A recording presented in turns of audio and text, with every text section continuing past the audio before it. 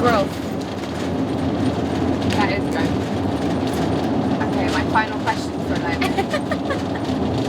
If you could go back and speak to pre-Blue Water Road Kehlani, what would be your biggest piece of advice? Oh shit. If I could go back and tell her, oh, I have so much to say. Wow. Look how blue the water is. Blue water road trip, baby. And I'm keeping all this part too.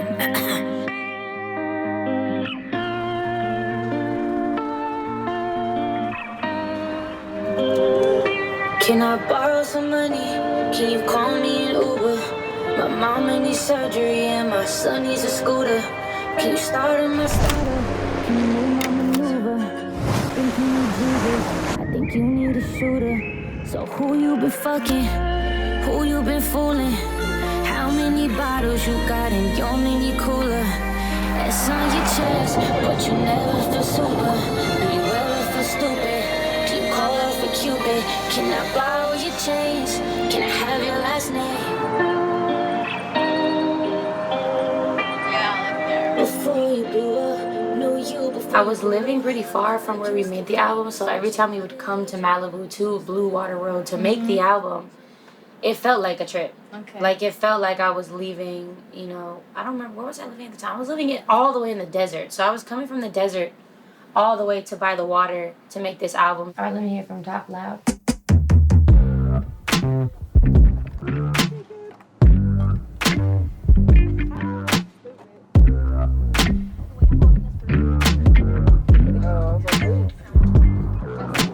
If you see a bear, remember, hands up, walk away slowly.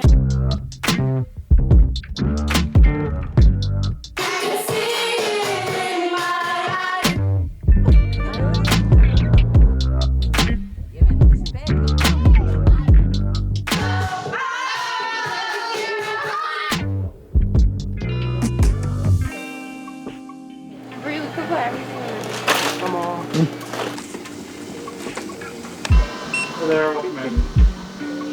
I can tell how far I've come mentally and emotionally from just the place that I was in my other projects. I used to clown how happy and like bright I felt in my first album. The contrast in my second album was so dark that I felt like that was like cooler and more mature. But now that I'm back in a really bright space, but I'm older, it doesn't feel corny to me. As an artist, we work through a lot of like, does happiness feel corny?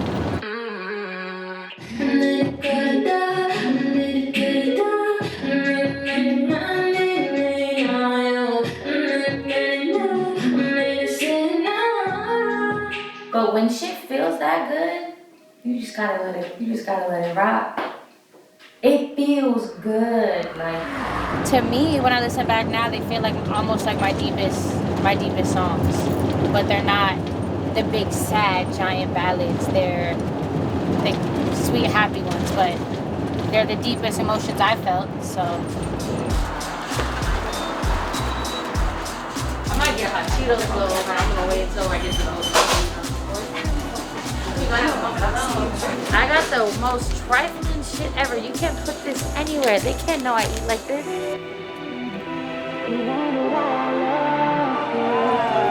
That's hers.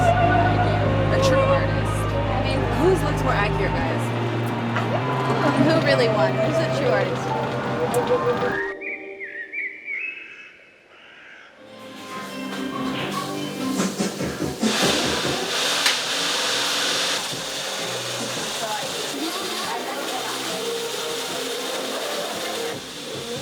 I'm having an existential crisis over here. Because I just remembered I'm about to be 27. What good grade age? Oh no, I'm ready to be 30. I just can't believe I've been doing this long. A long time. 14. Since I was 14. So yeah, 15 years. And I think that I thought that I loved myself for a really long time. And I think that like I was the love yourself girl. Like people would always be like, you taught me how to love myself, and like you taught, and I'd be like, yeah, nice. And then I would be behind the scenes going through these like really crazy, like insecure, just outbursts and low points, and changing my body and changing my everything and changing my style and doing everything because I just could not figure out how to like myself. I think it all just ties back to myself because I can remember when I was just running and ripping all over the place and just never was grounded and then my relationships felt like that, my connections felt like that, my friendships felt like that, everything felt like that. My best friend Jazz was even like, bro, like, do you even feel emotions? Because shit would just happen and it was like nothing happened. Just numb to it. It was like good shit would happen, I'd be like, oh, that's cool. Yeah. Sad shit would happen, I'd be like, word, that's crazy. Like crazy shit would happen, I'd be like, damn. Like I was checked out all the time. Yeah. Like I got diagnosed with a dissociative disorder. My therapist was like, you're emotionally unavailable, but like all around the board. Like the only place I could get emotions out at that point was the studio.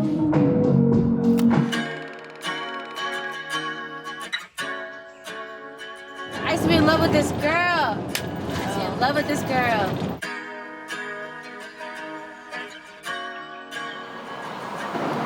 Little story is about me being really honest about not having been the best for this girl that I was with or into. And she's a writer. Like she just writes great stories. And it was me just saying like, I want to finish what we started, but kind of using the little cheeky metaphor of like, I want you to pick up the pen. You know, you're a great author. And I think even beyond like her being a talented writer, I think she had just a better vision, a greater vision for us than I did. And so I didn't see it at the time.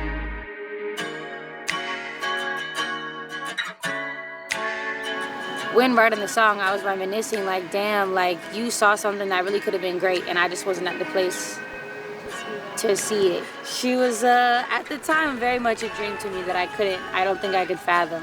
I didn't think I was tight enough for her, so.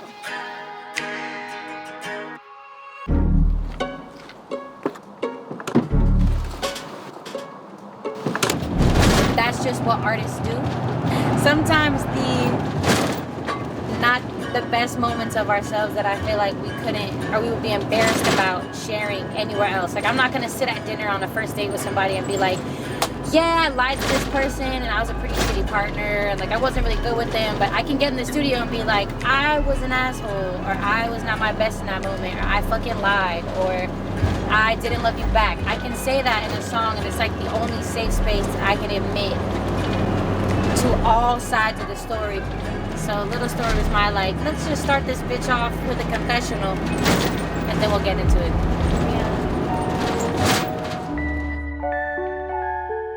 My whole life, my favorite instrument has been the violin. I think it's an instrument that sounds like it's crying. You can just make somebody cry without ever having to say a lyric or a word. And my producer he just snapped and just came back to me with all these crazy orchestras he laid on everything, and I was like, oh shit, that's perfect.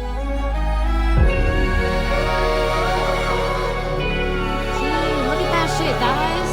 Holy. Oh, fuck. Love you. So like something grounding about being in this type of nature. Yeah.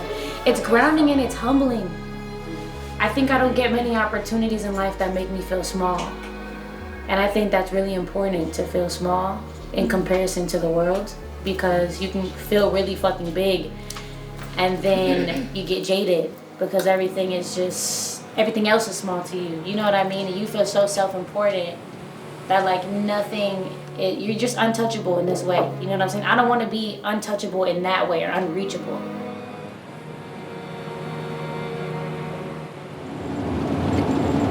I would tell myself like, you're gonna really fuck with yourself, really, for once. Like it's not gonna be a facade. You're gonna love you. You're gonna love who you are, and everyone around you is gonna notice. This is you. Like it feels like you're actually like the person that you've been trying to get yourself to be.